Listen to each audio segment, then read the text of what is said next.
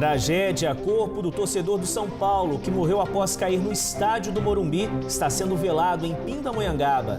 Inovação. Empresas usam criatividade para criar novos produtos e serviços. A estratégia tem sido o caminho para driblar a crise. Foi por causa da crise, a gente pensou em alguma coisa diferente para entrar no mercado, porque o mercado tem muitas coisas iguais. Coleta seletiva São José dos Campos retoma o serviço com algumas mudanças. Agora 3 cooperativas farão a seleção dos materiais no mesmo lugar. Com a mudança, o esperado é que o número de resíduos recicláveis por mês seja 8 vezes maior. Paixão antiga. Encontro reúne centenas de amantes do Fusca e modelos raríssimos. A paixão pelo carro atravessa gerações e conquista cada vez mais novos admiradores. Eu amo Fusca. Para mim é o carro mais amado do mundo. O Band Cidade desta segunda-feira começa agora.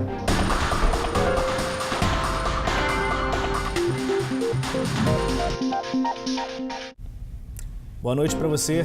Muito boa noite. Chegou nesta tarde em Pindamonhangaba o corpo do torcedor Bruno Pereira da Silva, de 23 anos. Ele morreu ontem na capital após cair de uma altura de mais de 20 metros no estádio do Morumbi antes do clássico contra o Corinthians. O corpo está sendo velado no velório municipal da cidade, onde fala ao vivo agora a repórter Maitê Neves. Oi, Maitê, boa noite.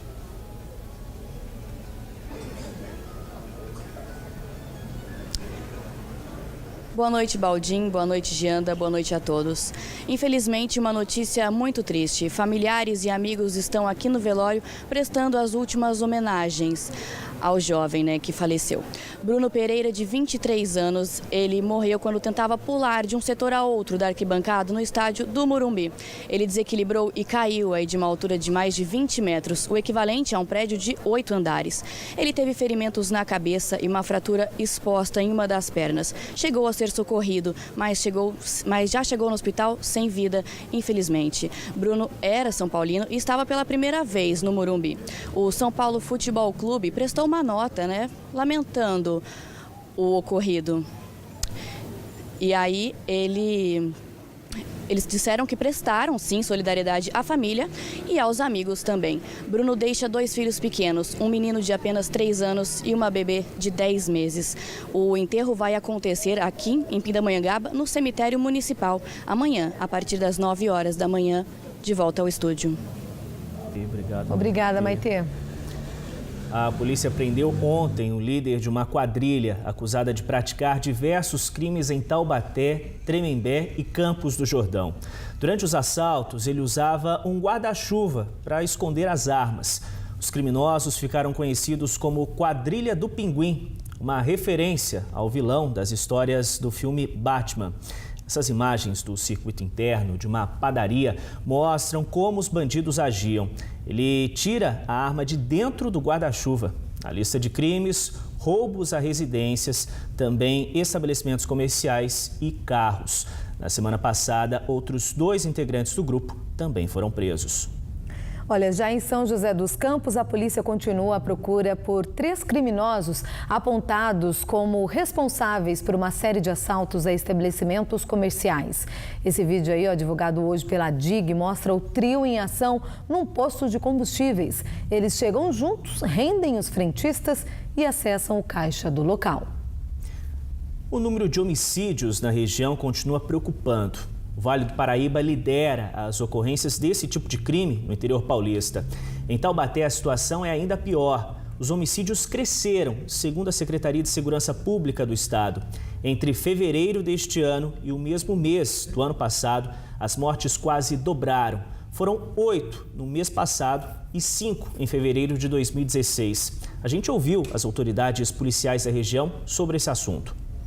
Nós percebemos uma forte correlação entre a questão dos homicídios com a questão de uso ou tráfico de entorpecentes. motivo pelo qual a polícia tem procurado atuar bastante com base em denúncias anônimas. A população tem colaborado bastante anonimamente para que a polícia seja mais assertiva e procurado fazer operações e ações nos locais onde a gente sabe que tem maior potencial para reprimir o tráfico. Dentre as regiões do estado, o único indicador onde a gente supera outras regiões do interior é o homicídio. Todos os demais indicadores nós temos abaixo de outras regiões do interior do estado. Isso mostra que a polícia, ainda que não longe de estar com um quadro ideal, tem dado uma resposta bastante efetiva à resposta que a sociedade espera. A coleta de lixo reciclável está de volta em São José dos Campos. O serviço foi retomado com algumas mudanças. Agora, a seleção dos materiais é feita por 3 cooperativas no mesmo lugar. A expectativa é de que o número de resíduos separados por mês seja 8 vezes maior. Quem mora em São José dos Campos estava contando os minutos para ver os caminhões da coleta seletiva nas ruas da cidade. O serviço estava suspenso desde o início do mês. É um serviço necessário e que até já estávamos preocupados com a falta da coleta.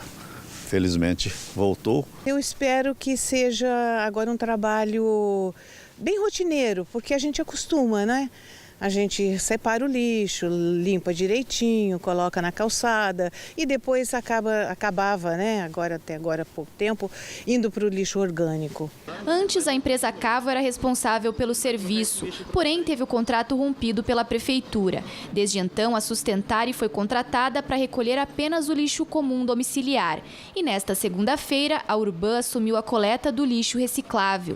Agentes ambientais estão entregando panfletos e conversando com a comunidade para explicar sobre o trabalho. O itinerário permanece o mesmo. Tem o serviço de divulgação da coleta seletiva e educação ambiental, no qual as nossas equipes fazem um serviço porta a porta de panfletagem, esclarecimento de dúvidas dos materiais que devem ser encaminhados para a coleta comum ou os materiais que devem ser separados para a coleta seletiva. A partir de agora, a seleção do lixo reciclável passa a ser feita por 3 cooperativas aqui no centro de triagem. Antes, o serviço era feito neste local pela Urbã e também pelas próprias cooperativas em espaços independentes. Com a mudança, o esperado é que o número de resíduos recicláveis por mês seja 8 vezes maior. Os 165 catadores receberam orientações. A Giane, que é presidente de uma das cooperativas, está otimista com o novo método de trabalho. O local que a gente estava anteriormente, né, era um galpão todo aberto. Não tinha infraestrutura nenhuma. Os cooperados trabalhavam debaixo de sol, chuva. Aqui, como vocês podem ver, já é todo estruturado, né? É completamente diferente. Além disso, todas as cooperativas tiveram que aumentar o número de trabalhadores para dar conta da grande quantidade de resíduos. Aqui eu tenho mais quantidade de material que a gente vai trabalhar e no quadro da cooperativa que a gente não ia atingir a meta. Então aí nós teve que aumentar. Serão distribuído uma renda maior com a relação dos resíduos que vamos triar aqui no centro de triagem. A população espera que agora tenha menos lixo na rua e mais conscientização das pessoas. Desde o costume morava em prédio, a gente já fazia isso, orientava o pessoal. Agora eu moro em casa, continuo fazendo a minha parte. Depois do intervalo, com criatividade, tem gente ganhando dinheiro e conquistando o mercado mesmo na crise, hein? E ao vivo no estúdio, o professor fala sobre como inovar e destacar seu negócio nesse tempo difícil da economia. Hora certa para você, faltando 2 minutos para 7 da noite. A gente volta em instantes.